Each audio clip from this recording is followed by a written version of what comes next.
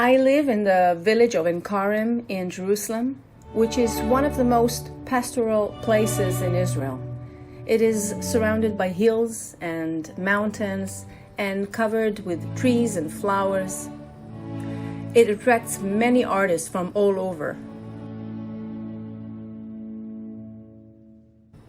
Enkarim is sacred to Christianity. According to the New Testament, John the Baptist was born here, and therefore there are several churches here, and the sounds of the churches' bells fill my neighborhood with music.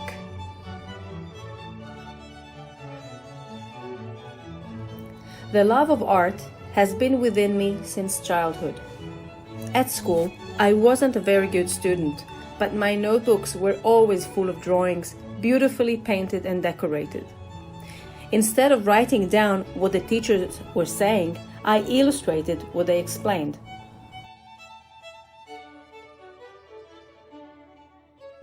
As a child, I used to wander around the hills of my neighborhood, bringing back home plants and stones and paint them.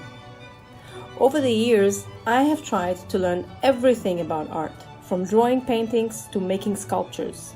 However, I felt that I didn't have the real knowledge about it. My parents realized that I had a talent and passion for art, but they didn't know exactly how to help me fulfill my abilities. They were too busy raising me and my two sisters and brother, and I was the eldest. Even when I had no money, I made all efforts to buy an art book every month. I remember myself going to the only shop in Jerusalem that sold art books and spending hours browsing the books, fascinated.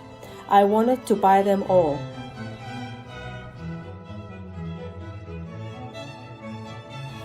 At the age of 23, as advised by a friend, I started studying in a ceramic studio. It was a love at first sight. The very first time I touched the clay, I realized it was it, and that is what I want to do.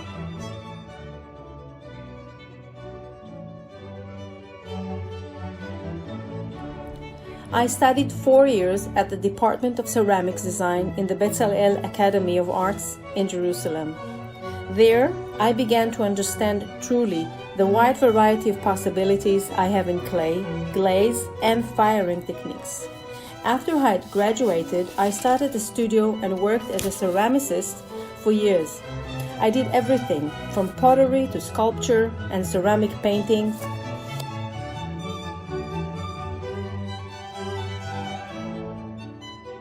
My works have always been artistic, always hand-drawn and painted.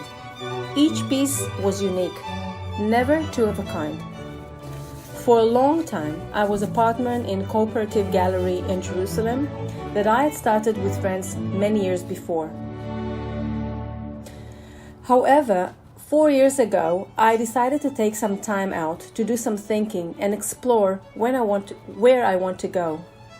For a few months, I sat in front of the clay blocks doing nothing, until one day I found myself creating a figure of a woman.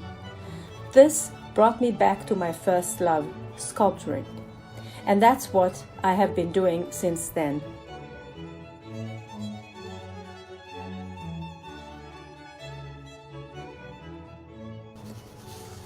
Everyone who sees my sculptures tells me that I'm sculpturing myself.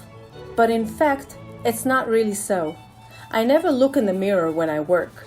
The similarity to my own image is created by itself.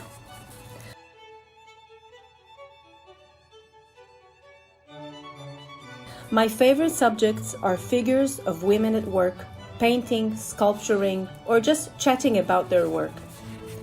After a long time doing this, I have realized that what I truly deal with is ars poetics in sculpture.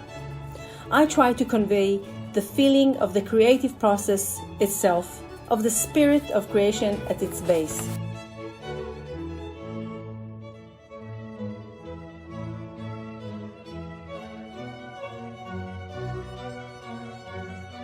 When sculpturing, I feel I am in heaven, frozen in time. I feel as if I'm floating and forget everything else.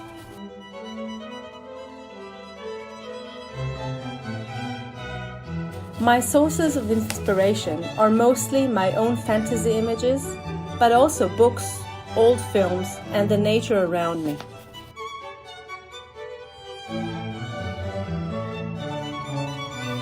With Don Quixote, for example, I have a very long love affair. I've been drawing him and thinking of him for many years, but just last year he became alive as a statue.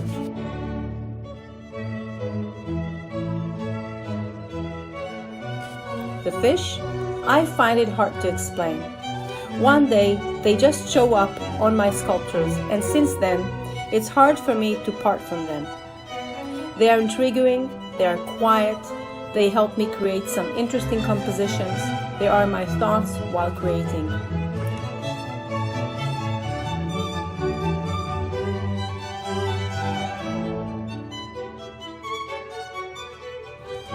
Life is not a black and white thing.